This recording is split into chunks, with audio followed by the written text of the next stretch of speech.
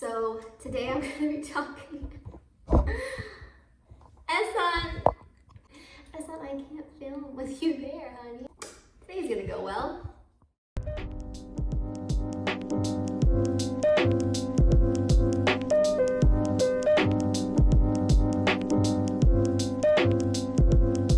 Okay, so after much trial and tribulation, I'm gonna sit down and start this video. Hopefully I will be able to finish it before my darling son decides I'm finished. Also, that sound in the background is my son playing in his jumper, and it fills my heart with joy that he is so happy to make so much noise and fill the house with love and joy and happiness. I originally tried to let him play on the ground quietly while I filmed, but he kept knocking over the camera, so this is what we're gonna work with now. So my little boy Ehsan is officially going to be 1 year old next week. Wow, that feels so weird to say. Like, I just cannot believe that we have already been through a year. It just went by so quickly. Really just happened within a blink of an eye now that I'm looking back on it. So today I'm here to talk about 10 things that I learned my first year as a mom. So I'm gonna try to go kind of in like chronological order of like his age and what I learned at each stage of the year. So that starts us off with breastfeeding. And what I learned from my experience was how to supplement at the breast. So without getting too into it, my son was an emergency C-section, as most of you know, and he lost about a pound of his birth weight within 24 hours of being born. So I had to supplement him, but I did not want to use formula, and I really did not want to use a bottle for him. So I figured out my own way of supplementing him, which was kind of like my own version of an SNS. So I really wanted to be able to keep him at the breast and not get him a bottle or do the method of getting the syringe and putting the finger in the baby's mouth and like having them suck on the finger and then like giving them syringe, because I really did not feel comfortable with anybody else feeding him.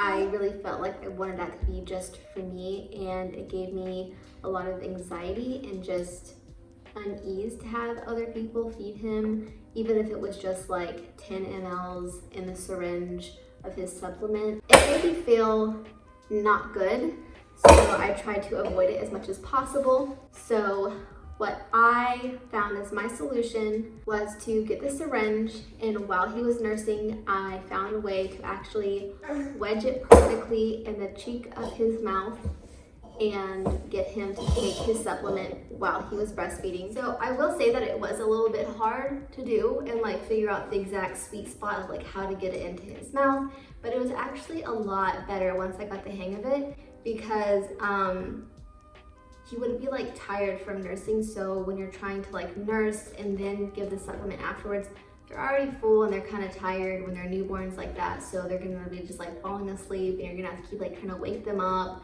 to get them to take the supplement. But I found that whenever we did it this way, he was able to get like more milk than he would get whenever he was just nursing himself. Because one of the things that just kind of comes with the territory of having a baby that's like underweight or just even under 8 pounds is that they don't have a lot of strength to nurse super aggressively.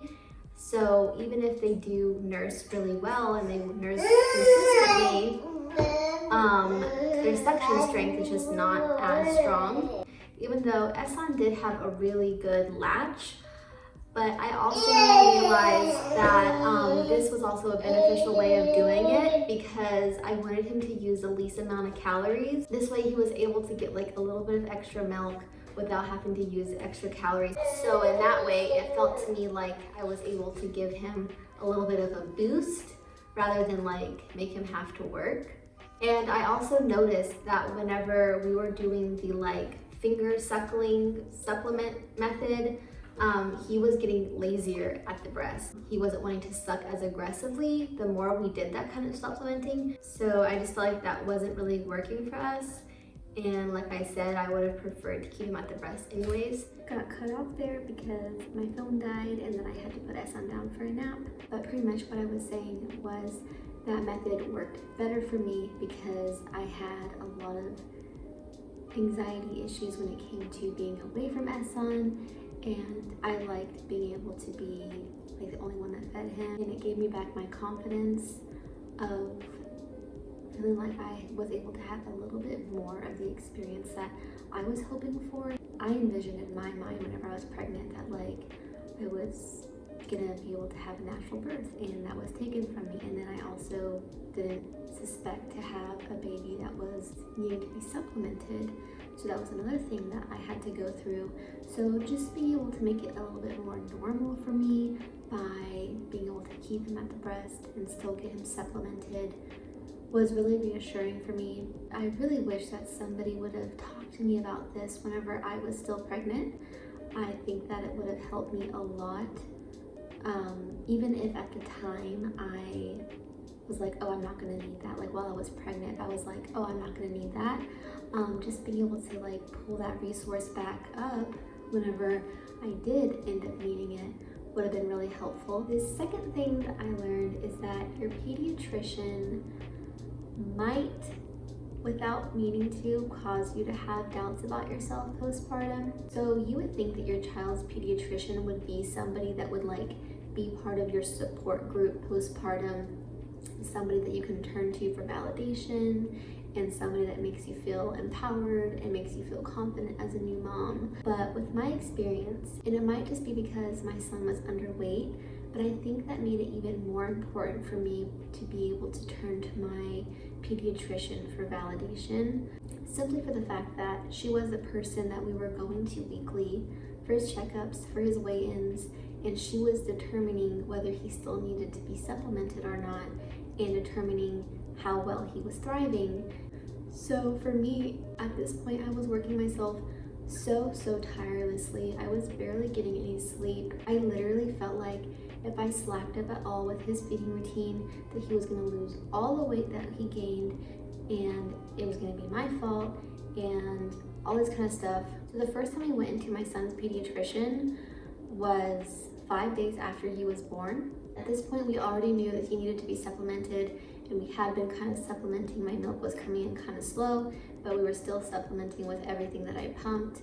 I think that by the time we went into the pediatrician's office, he had already gained back his birth weight. So I was actually feeling kind of good about myself at that point, because I felt like I worked really hard to get my milk to come in, and I did a really good job. And I felt really proud of myself for being able to do it, because when I first started pumping, I could not express at all. So it was a really big achievement for me to be able to start expressing milk. I just remember that after that visit was the first time that when we got home, I broke down crying. I just felt like my pediatrician just made me lose a lot of confidence in myself. And not intentionally, of course, but I felt like she could have been a little bit more encouraging. And then after that, we were having to go in like weekly for weigh-ins for Esson, and I would get so much anxiety. Like I was so worried about what she was gonna say. I was so worried about if she was gonna tell me like I did a good job. I think me waiting for that validation from her is really what I learned not to do. Like, do not look to your pediatrician for validation. That is not their job. I know it seems like your pediatrician should be somebody that like kind of boosts you as a parent and gives you confidence as a parent, but my son's pediatrician, she is a good pediatrician, but I never felt like she gave me that like, good job mom, you're doing a good job, he's doing great kind of thing. It was kind of always just like, yeah, he's in a good area, I like where his growth is, and that was it. But I like really needed her to be like, I know how hard you're working, you're doing an amazing job. But I think that's kind of like, it just makes sense to kind of turn to your pediatrician for that like validation and that encouragement, because at the end of the day, they're the person that's kind of determining how much you need to supplement your baby and if your baby is doing well. And so it just seemed like if I was doing a good job, like I felt like if I was really doing a good job, then she would tell me that I'm doing a good job. but that's just not the case. Your child's pediatrician is not going to be your cheerleader, even if it seems like they should, even if that's what makes sense to you. So really what I learned is to not rely on my pediatrician for validation. And I wish I would have realized this sooner so that I would have known to start working on validating myself, realizing how much effort I was putting into what I was doing as a new mom, and commending myself. And me being proud of myself being enough for me and not looking for outside validation from somebody who was pretty much a stranger and had no idea how much effort I was putting in. The third thing I learned was that somebody who is a good resource for you to turn to as a form of encouragement, validation, and all those other things, especially for breastfeeding mamas, is a lactation consultant. I was having so much anxiety, like I said, every time I was going to my pediatrician because I just felt like I was waiting for her to tell me, you're doing amazing, your baby's doing great, like, you don't have to worry, you can rest, you can sleep, like, don't be so stressed out and stuff like that.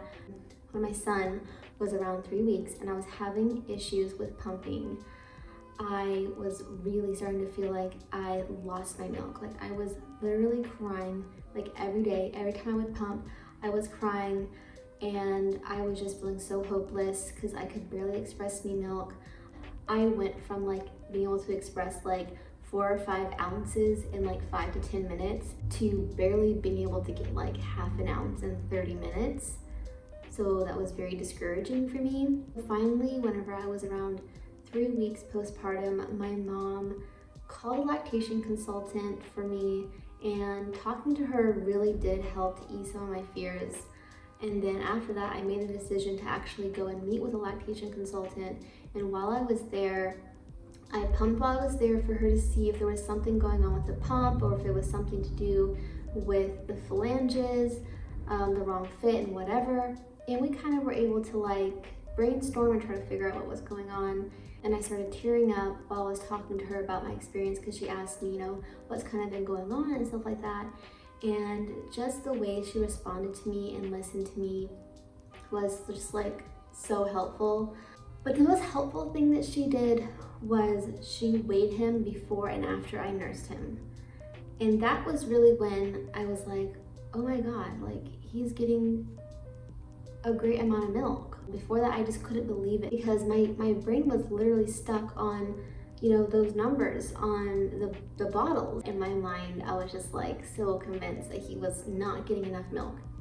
So she weighed him before I nursed him and then weighed him after. And we saw that he got 2 ounces of milk from just one side, nursing for like 15 minutes. And that's really when I started to get my confidence back and started to realize that it wasn't that he wasn't getting enough milk, it was just that my body did not respond well to a pump, which is very, very common. Which brings me to the 4th thing that I learned. Not everybody responds the same to a pump. Some people produce a lot of milk when they pump, their breasts are super responsive to it. As long as they find their flow and they have the right phalange and they stay on the schedule, they're gonna pump just fine. For me, that was not the case. And I thought, okay, it doesn't make any sense. If a very strong pump can't get it out, how is my baby getting it out?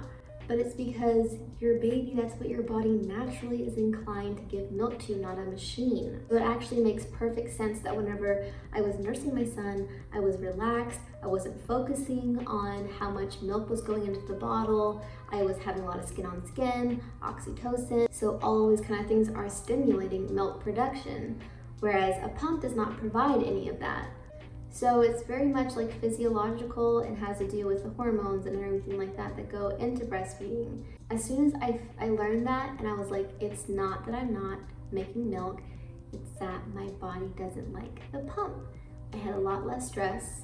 I didn't have such high expectations for when I was pumping. I was proud of whatever amount I got. I started feeling more sure of myself. I started feeling more like taking my power back and realizing that, hey, my son is growing, my body's adequate, my body is doing what it needs to do, and it's not me, it's the pump.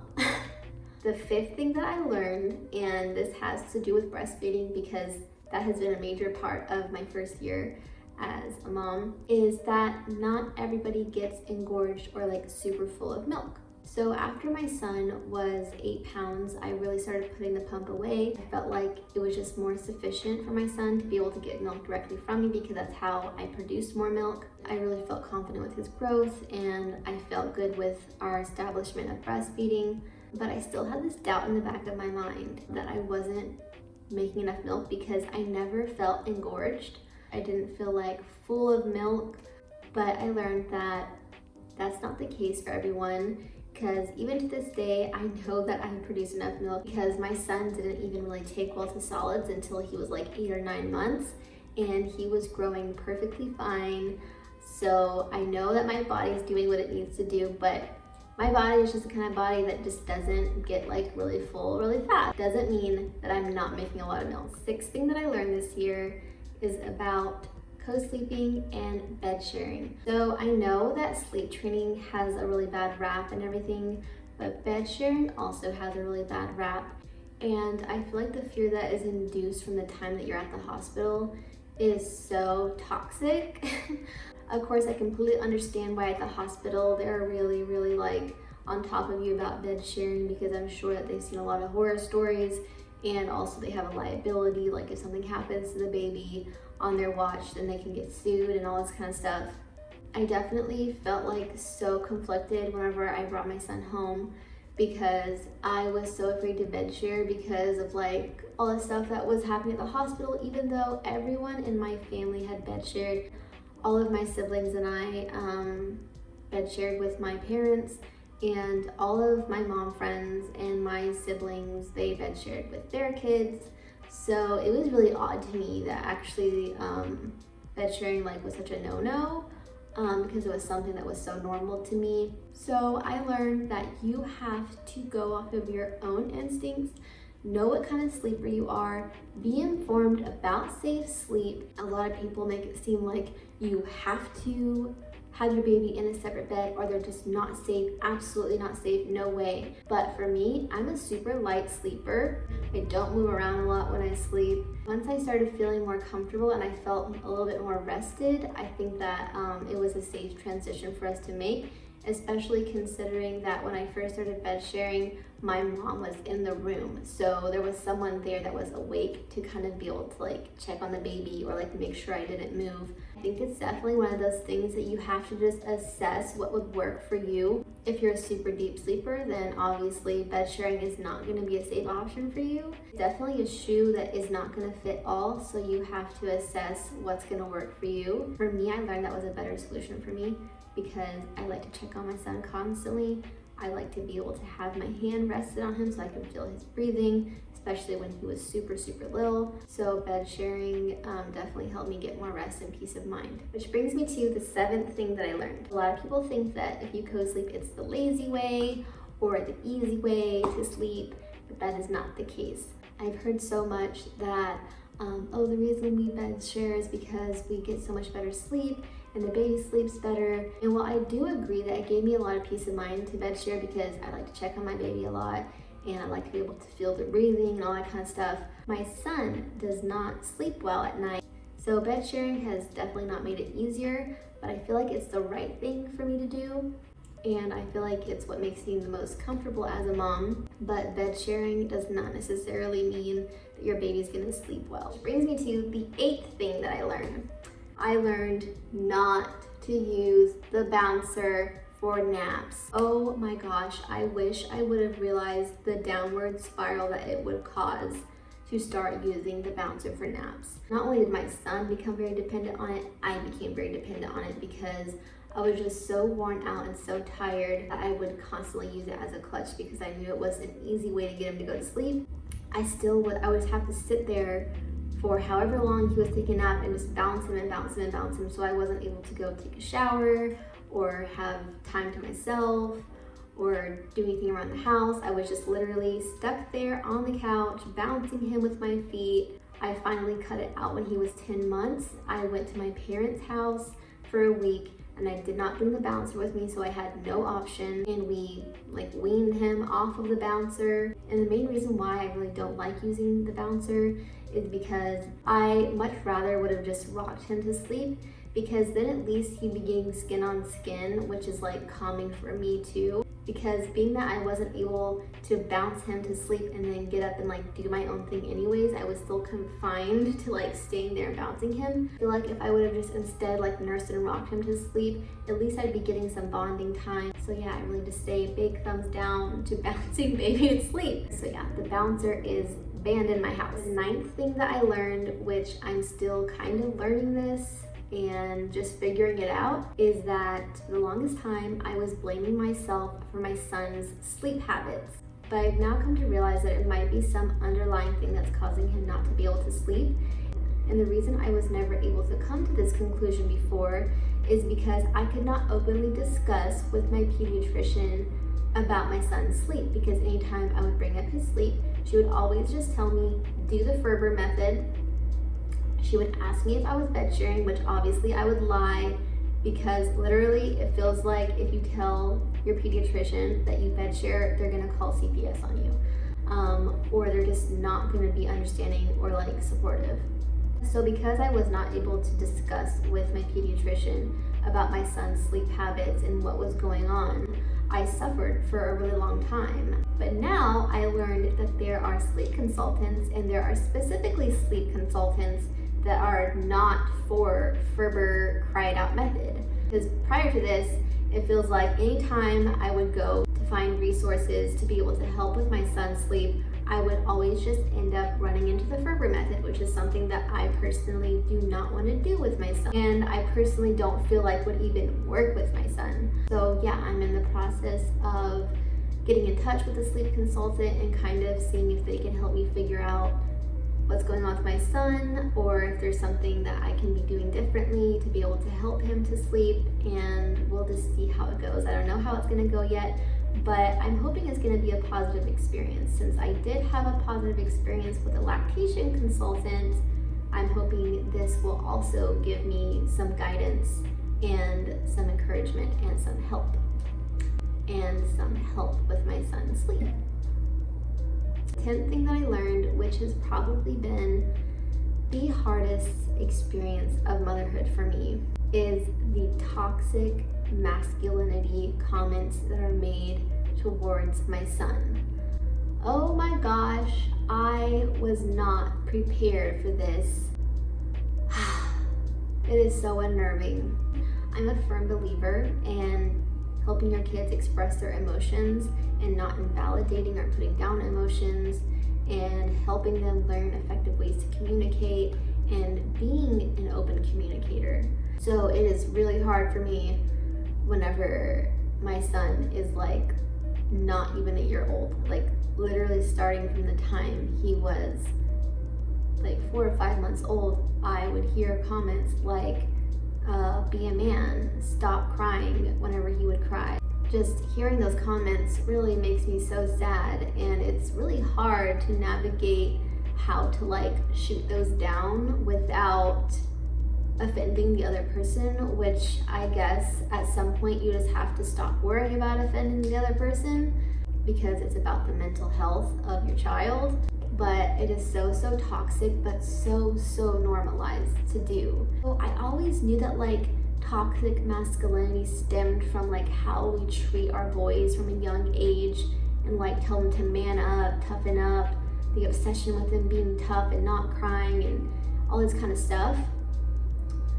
But I never realized that it starts like so young. So just realizing that from such a young age they're being told this, and they might not understand what it means, so it's all in good fun, but eventually they're going to understand what it means, and this will like kind of absorb into their subconscious. So obviously I know it's not with any bad intention when people say it, it's just something that's like in good fun, and they really think that boys need to toughen up because boys are supposed to be tough and stuff like that, and it's seen as a good thing. So I'm definitely learning how to manage this and figure out how I'm going to combat this as my son gets older, because I'm sure it's something that he is going to hear throughout his life. So I've kind of just started the process of learning how to reinstill the idea in him that it's okay to cry, it's okay to express your emotions, crying isn't weak, and that he can always talk about his feelings and that it's safe to talk about his feelings. So yeah, those are 10 of some of the things I learned my first year as a mom. It still feels so weird to say that. Like, I can't believe this year just came and went by like that. Thank you so much for watching, and don't forget to like and subscribe if you haven't already. I post videos every Monday and Friday, so make sure to hit the notification bell down below so you can stay updated for when I post videos. And as always, until next time.